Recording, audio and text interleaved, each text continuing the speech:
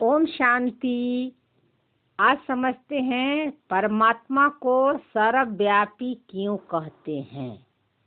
तो देखो, भक्ति मार्ग में हमने भी क्या समझा था कि भगवान सर्वव्यापी है, जहाँ देखो तहाँ तू ही तू है। आकाश पाताल धरती पेड़ पौधे सब में भगवान है, कंकड़ पत्थर सब में।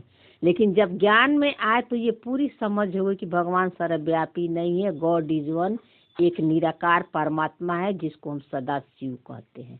लेकिन अब चूंकि हम ज्ञान को सूक्ष्म लेवल पर समझ रहे हैं और तो इसके मीनिंग भी बाबा के इस शब्दों के पीछे के भाव को हमको सूक्ष्म रूप से समझना पड़ेगा, तब हमारा जीवन प्रैक्टिकल बनेगा और बाह्य मुक्ता से हम अंतर मुक्ता में आएंगे। बाह्य मुक्ता से अंतर मुक्ता में आने के लिए सूक्ष्म रूप से आपको समझना पड़ेगा इस बाबा के मुरली को, इस ज्ञान को, है ना।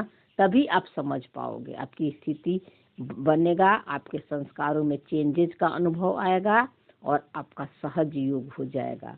तो देखो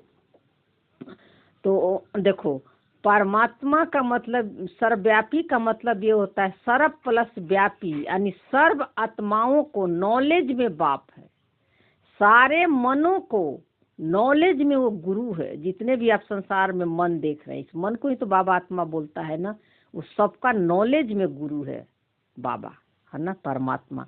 तो जब ये मन जगदम्बा के स्टेज से देखता है, यानी जब ज्ञान से जब इसको समझ आ जाती है कि सारी दुनिया मेरे ही क्रिएशन है ना, सब में वो अपना ही रूप देखता है ना, कि जहाँ देखूं वहाँ तू ही तू है, यानी मैं ही मैं हूँ, क्योंकि सब कुछ मेरे अंदर ही है, सारा मेरी ही क्रिएशन है। तो तू अलग मैं अलग, यहाँ वहाँ कुछ है ही नहीं, है ना। तो इस दृष्टि से परमात्मा को लोगों ने सर्वव्यापी बोल दिया था, लेकिन बाबा नॉलेज की दृष्टि से सर्वव्यापी है, यानी सारे आत्माओं का वो बाप है नॉलेज में। ओम शांति।